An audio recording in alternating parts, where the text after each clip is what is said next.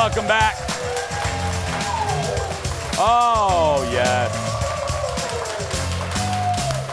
Well, welcome back to the show. You could call it, oh, the camera's moving. I'm just going to move with it. There we go. You could call it the rise of the Spritz. Over the past few years, the refreshing bubbly cocktail.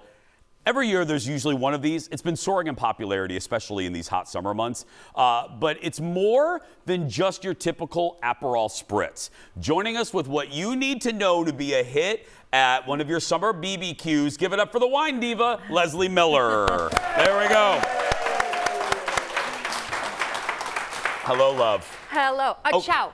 Ciao, because one of the reasons we're doing this is, lucky girl, you just got back from Italy, right? I did. Yeah. I did. And I was in the northern part of Italy where these things actually were invented. The Spritzes were invented? Yes. Really? You know, Brooklyn probably likes to think that they did invent it, but northern Italy actually became the home of the Spritz. During basically wartime, when soldiers were coming across, the Austrian soldiers thought that the wines inside of Italy were too strong for them. Oh. And so they asked actually to be sort of diluted with soda before they were drinking them. That's the origin of it? That's the origin of them. Yes, exactly. In Italy. Okay, look at these pictures. Oh, what's that, Leslie? Where are you there? That was a vineyard, so I did, I had to, go do some work too along the way. Yeah. But I did go to a vineyard. We were in the northern part in Lake Garda, which is literally, you're just a few hours from Munich, and it's very German up there. Oh. Very German. I want some of that gelato right about now, but that's later on. But yeah. Okay, so what is where are we going to start? The differences, or what are we doing? We're going to start, so basically, oopsies, well, there's... It's all right. Yeah.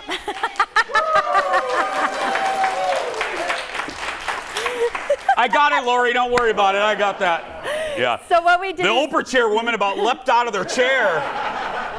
They're like little gazelles waiting to, anyway. So everywhere you go, it is Spritz time. You can drink Spritzes on the street. It's like Vegas. You can just drink Spritzes all day long. As it gets darker at night, you'd actually turn into digestives. So they say drink the color of your aperitifs or your digestives according to the sun or sort of like the setting of the sun of the day. You fancy. Yes, yeah, you fancy. Okay, I do know what a digestive is. Yes. Yeah. Okay, so this is what we start with. An aperitif, yeah. Let's say the audience and I right now after the show, we go have a light lunch. Yes. This is what we should drink. This is what you should drink. So this is actually pretty easy. This is just the Spritz Bianco. So this is something that you could order. This is simply just Prosecco and a little club soda. And honestly, I drink a lot of this in the summertime because it's a great way to hydrate, Chase. I mean, I don't know, Leslie. I'm not doubting you. I'm with you, but water works too. But I mean, It has. But no, but this is real good. It's really good. It's refreshing. It's light. You can put your own, fruits in here. I like to do a big orange wedge. You could do something else here too. And like the soldiers, something I've never said before. Yeah, I'm like the soldiers, and I don't like a prosecco because it's too sweet. But when you dilute it with the club soda, that's refreshing. Okay, what's next? Okay, so the two basically liqueurs, the bitter liqueurs that you're going to find all over Italy are Aperol and Campari. Aperol is a little bit sweeter, so I did make you a little Aperol Spritz. This is simply... They're everywhere. They're everywhere, right? So every restaurant has one. And here's what these two things are. They are bitter liqueurs. So they're literally herbs, roots, florals. That's originally how they used to be made, right? Okay. Now they're kind of, these two are doctored up a little bit these days, but some of these more natural, sort of northern Italian aperitivi companies, they're making them from herbs, florals, and roots. Okay, let me taste this. Let me see. Because I don't always love these, but I'm going to see. The Aperol's a little bit sweeter, and the Campari's a little bit more bitter. Oh, okay. Isn't this delicious? This I like. Yeah, you made this perfect. Oh, thank you. No, seriously, I really. Oh, okay. Continue while I drink this. So you could do this, or if you're like, hey, I want things a little bit more bitter. You'd say, I want a Campari Spritz.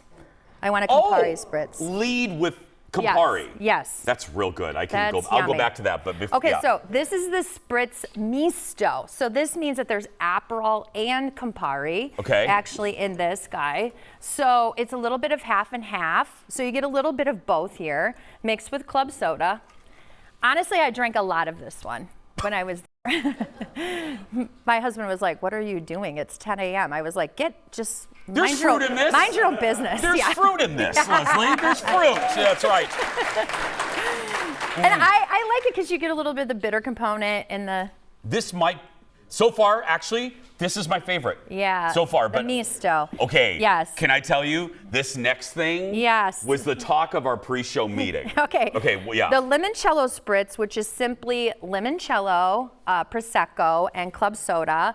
I mean, we have this beautiful one. They're mostly from the Amalfi Coast, these giant lemons that are like this. They're generally soaked in some sort of alcohol like vodka, and then they're so delicious. I know. I love Leslie. this. See, I know. You know why? Because there's I know a bartender, and I know. One. Shocking to the staff. But anyway, but he loves to give me, Eric, you didn't have to laugh quite that hard. But he loves to give me limoncello shots. Too sweet. Yeah. Too sweet. Yeah. This is perfect. This is revelatory. Yes. Okay, last thing that I think you're gonna like too. This is like the talk of like New York right now. Everybody's making a Hugo Spritz. So Hugo is an elderflower liqueur. Okay. We have this beautiful little one from France. It's the Massenet, made from real elderflowers with club soda and prosecco. What's that called? Yeah. It's called the Hugo Spritz, and I actually put a little bit of mint in there, and so it's just like. Smell it. You can just smell the elderflower. It is so sad that Fallon didn't do this segment. Yeah. Next time, Fallon. Actually, Kendall was never in our segment. That's right. Sorry, Fallon. We couldn't let her near the wine, you know. Okay, I've switched. Yeah. These two are now my favorites of this segment. We'll post this whole thing on social media. Oh my gosh. It's so good. It's if you so do good. say so yourself. Yes. Yeah. Give it up for Leslee Miller, everyone. Go to Sit Better in the North Loop if you're visiting us. We're going to take a break. We'll be right back. Back in a moment, everybody. Oh, my gosh.